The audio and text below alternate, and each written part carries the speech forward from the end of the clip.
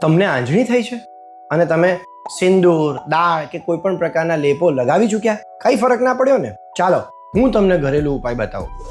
પીવાનું ગરમ હૂંફાળું પાણી એક વાડકીમાં લો, ચોખ્ખો હાથ રૂમાલ એક આંગળી ઉપર લપેટો, પાણીમાં બોળી અને જ્યાં આંજણી થઈ છે ત્યાં 4 થી 5 મિનિટ સુધી દબાવો અને આવું 5 થી 6 વાર દિવસમાં કરો.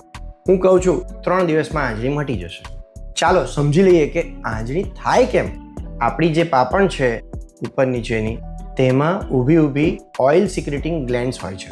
હવે એમાં જ્યારે ઇન્ફેક્શન થાય ત્યારે એનું જે કાણું છે ઓઇલ બહાર નીકળવાનું, એ બંધ થઈ જાય છે અને એનો સ્ત્રાવ અંદર ભરાય છે. આ સ્ત્રાવ અંદર ભરાવાથી થોડાક દિવસ પછી એ પસમાં કન્વર્ટ થાય છે અને આંજણી થાય છે. જ્યારે તમે ગરમ શેક કરીને એને દબાવો છો તો એનું મોઢું ખુલે છે અને આ સ્ત્રાવ બહાર નીકળી જાય છે. તો આ વસ્તુ સરળતાથી મટી જાય છે.